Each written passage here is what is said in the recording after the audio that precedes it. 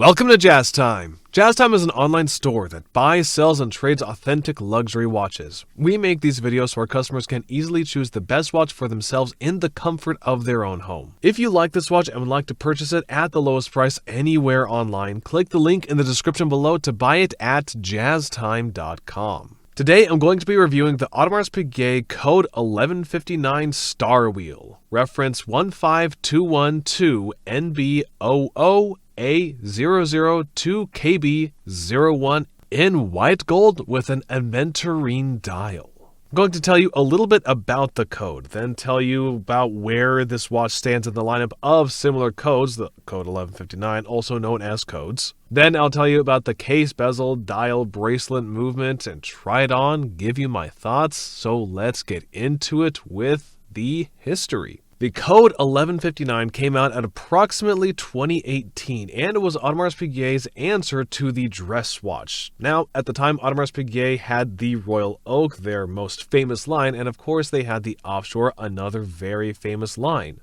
Then they had the Concept, not as famous, but still very cool and very desirable. Then they had the Millinery. The Millinery, let's be honest, it did not do very well, and that's probably why they stopped making it. Although I think it was a cool looking watch, but it just didn't do well for whatever reason. Maybe it didn't match the times, perhaps if they brought it back at some point it would do well, but at the time it didn't, and it was on its way out. And AP needed to produce a dress watch, or at least some kind of circular watch, because the Millinery was somewhat circular. It was oval-shaped, but you know. So they needed to make some traditional watch, and they came up with the Code. And that's what you see right here in front of you. And I'll tell you when I talk about the details of it how this watch relates back to its Royal Oak origin. At least it has similar DNA, let's say that. It is still very much a different watch than the Royal Oak, but it still retains some of that DNA that the Royal Oak, from where it came from. And it's always very Audemars Piguet, right? And currently it is one of my favorite watches from Audemars Piguet, and I'm going to tell you why. And that was a little bit of a history about what the code is. Now, where does this watch stand in the lineup of similar codes? Well, this is the only Starwheel that Audemars Piguet makes. So, in that sense, this watch is one of a kind.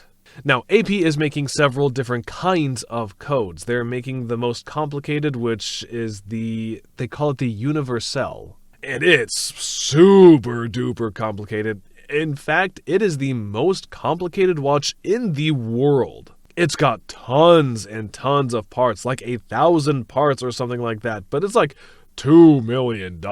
And so for the most of us, we're not gonna buy that, right? And they didn't make many of these of the Universelles, so I don't know, 10, something like that, and they have some crazy open work tourbillons, which also look very beautiful, very awesome, but of course they're very, very expensive and rare. And then they also make some minute repeaters, which are also very cool. And they also make some Grand Sonneries, which are open-worked and also very cool. Then they make some tourbillons, they make some perpetual calendars, and some just basic time of date only. And they make some ladies' ones. I suspect they'll make some small ladies' ones as well. And then finally they have the Starwheel. It has no other variation. It is literally the only Starwheel that AP makes, okay?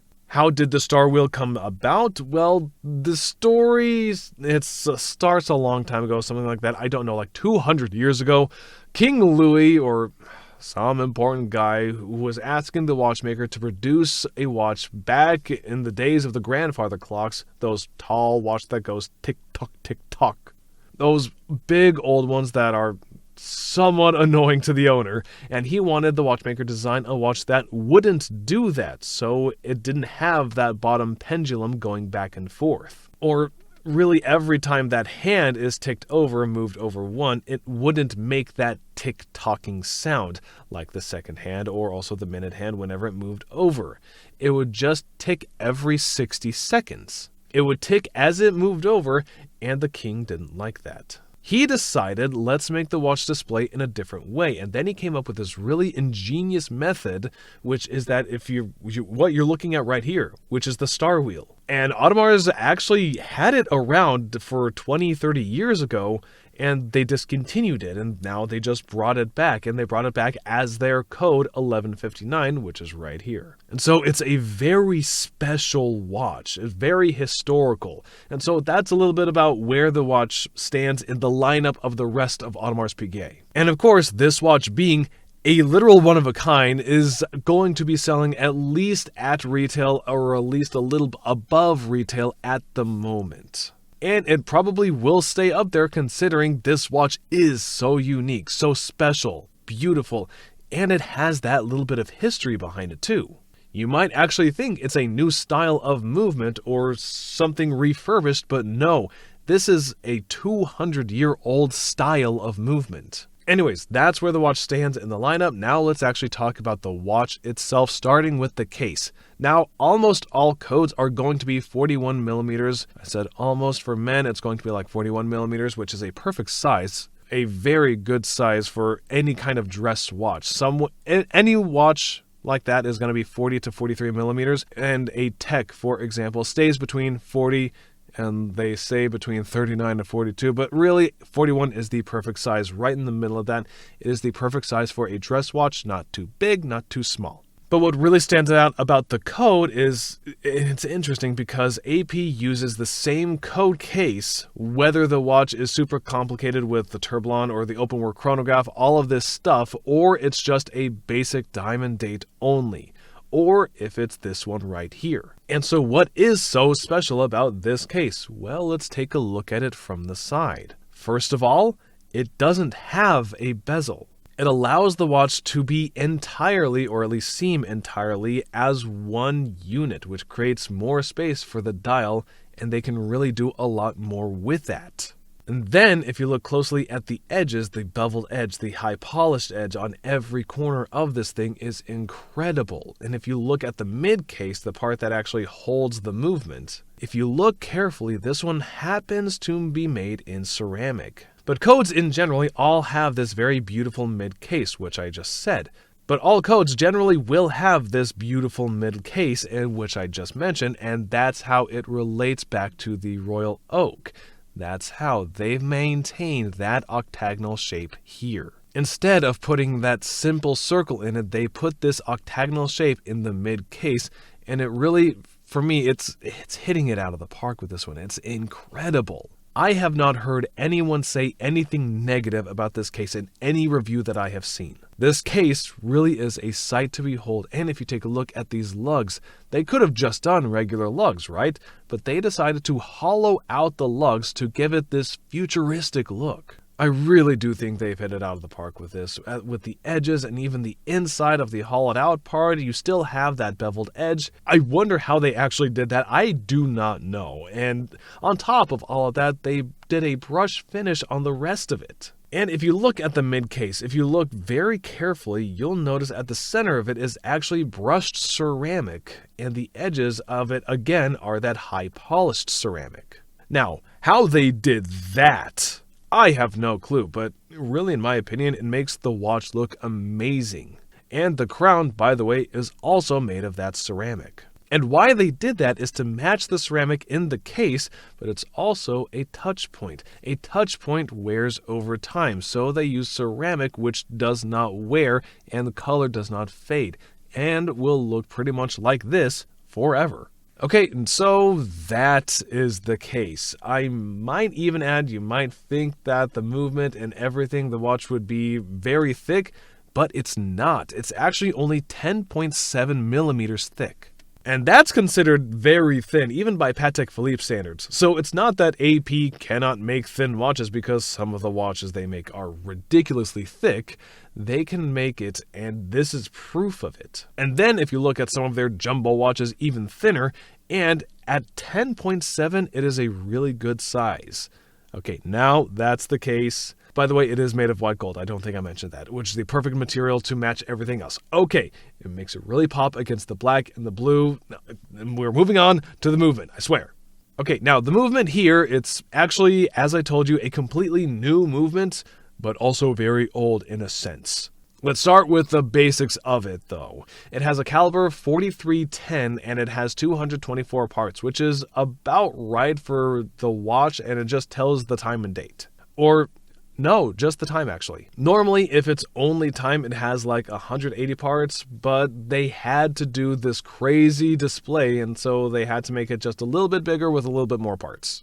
And the diameter is 32 millimeters, which is fairly normal for a 41 millimeter watch. It's right there in the middle. Before, they were a bit smaller in 28 millimeters, and honestly, it just didn't fit. It looked terrible, but now right here, it's perfect. And as you can see, when turned over on the back, you can see this beautiful AP cutout rotor and the back, which in my opinion looked much better than the previous one, which was all solid gold, and that's kind of an old school way to do that. Patek Philippe still does it that way, but they are old school, and AP is not. They are forward looking, always. And so I actually think the cutout rotor on this looks a lot better.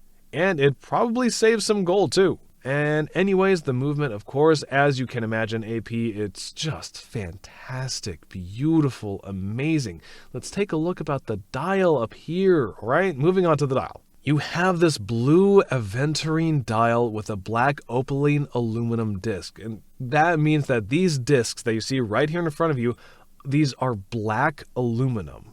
And then the background is that blue aventurine. Now, what a nice touch. Why put blue aventurine? Well, the name of this watch is the Starwheel, and what better to put on the back than a picture or an imitation of a star? Stars in the background over the... Well, the name of this watch is the Starwheel. What better to put on the back than a picture or an imitation of a star? Stars in the background over the night. And that's why you have the blue representing space and these little white dots representing the stars, and it looks like a galaxy, hence the name Starwheel. So they really came up with I've said this so many times, they hit it out of the park with this one. Let's see. Now, how does this watch actually work? How do you actually tell time?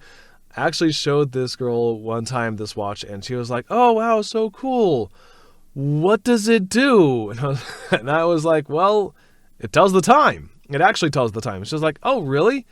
How do you tell the time? And I was like, okay, yeah, but who cares? It's really cool, right? So anyways, let's see. How do you actually tell the time? So I pull out the crown here, and I'm going to run it through. You can see here the 0 on the left and the 60 on the right. The disc number that points to the minute, that's what time it is. So for example, if I put the number 10 and I put it at 30, that means it's 10:30. And then time goes on, it goes from 0, 30 to 60, and then the next disc will arrive and the disc will obviously be 11, and then so on and so forth. It'll go from 0 to 60. It's actually very easy to tell time. It's a bit different, but it is easy to understand. It's almost like a digital watch in some sense, like an analog digital watch. It's actually even easier to tell this time than a regular watch, in my opinion. So you just simply look at the disc, what number it has, and then you look at the minutes, and that's it. Very simple. And so that's how you actually read the watch. Okay, now let's move on to the strap. The strap, I think, again, they did a really good job in putting this in black canvas strap. It looks like a canvas strap, but it's actually a textured black rubber-coated strap. So it is a rubber strap, so that means you can actually wear it in water. If it was not coated, or if it was not rubber and it was just simply canvas, it would wear out so very quickly. And once you wear it in water, it would be not nice. It would be so gross. And so they solved that problem by making it rubber, but texturizing it in a way that it looks like canvas.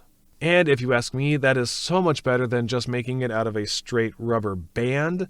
And to be honest, that would just make it look cheap. So having it this texturized rubber, especially for a dress watch, even if it's a sports watch, it's a different story. But like for a dress watch, you don't really want to have a rubber strap on a dress watch, right? And so that's what they're trying to do with the code here. In fact, when they first released the Code, they were all done in alligator leather, but they realized that AP was not that dressy. I mean, it's dressy, but it's not like that dressy. So they decided, okay, we're going to put it on a rubber strap and texturize that so it looks like canvas, and here's that result. And it really looks perfect to me. Okay, and that buckle is an 18-karat white gold pin buckle. It is very sturdy, and it's kind of like a belt buckle, and I actually kind of prefer this over the deployment buckle. I think it's easier to take on and off, it's much more secure, and it looks simple and beautiful. Okay, and that would bring us to my favorite time where I get to try it on and give you my thoughts. Now, for reference, I am 6 feet tall, 200 pounds, and my wrist size is 7.5 inches, and you can see right now, it just fits perfectly on me. Even though this watch is 41 millimeters, which is not that big, so I can suggest it for pretty much most guys and even some women who would want to wear a 41 millimeter watch. And for my final thoughts about this watch and the codes in general, I love those watches, but I think this is the best one. Now, there are cool codes. Let me preface that by saying the coolest one is the one that most people can't afford. That $2 million one that I mentioned? Yeah, no. But this is, they make crazy codes. Really ridiculous. These such as like chronographs, Tourbillon, open worked, and that are going for like 300,000, with the Grand Sonore ones that are going to probably be even more like 400,000. And they're just ridiculous. Of course, the Universal, which is the 2 million one. But anyways, I mean, a lot of people can't afford those. So for all intents and purposes, they're very nice to look at on their website, but you're probably not going to buy them, right? So which one would you buy? Well, you would probably go for this one, which of all the watches, the Starwheel, as of 2024, is selling for around 70,000. A retail price was 60,000, give or take, which is, in comparison, a phenomenal deal. It doesn't have that huge of a markup, and it's one of the few codes that actually is selling above the list. So I'm sure other complicated ones that I stated might be selling above list as well, but as I said, there's not a huge market for those. And so anyways, I think the Code, first of all, is a very cool watch. I really like the fact that Audemars Piguet made a circular watch, and I think they did a really good job in meshing that aventurine dial with the Starwheel, and it just looks amazing. They really did it perfectly in that white gold as opposed to a yellow gold or rose gold, something like that, and makes it look like a star. They did do it in a black ceramic mid case, and to me that just made it seem more sporty and not so much dress fashion. And it just clicks all the boxes for me with the Code. So for that reason, I'm just going to say it's my favorite Code 1159 that AP makes. And if you would like to buy it at the lowest price anywhere online, just go to jazztime.com or click that link in the description below. If you want to find out more about the watch you just saw in the video, you can just click below on Show More to see the full description. Then you can check the link next to Model as seen in video, click on it, and you will get to the proper page where you can see all the details. If you're watching on a mobile phone, you have to click on the arrow down on the right hand side below the video to see the full description. If you like this video, please give us a thumbs up. If you would like to share this video with your friends, you can use the share button below and share it on any platform you like. If you have questions, constructive feedback, want to tell us about some mistakes or misspeaks, just write a comment below. If you want to see more videos like this, you should subscribe to our channel and visit our channel page where you can find all the videos. And if you're interested in a specific watch brand, you can check out our playlists. If you want to check the price for a watch or want to buy one, remember at jazztime.com you always get a steep discount, so you should check the prices with us. If you want to know the price for a specific watch, just go to Google, type in JazzTime, plus the brand, model, and the details you're interested in, and Google will find the right page for you. Thank you for watching.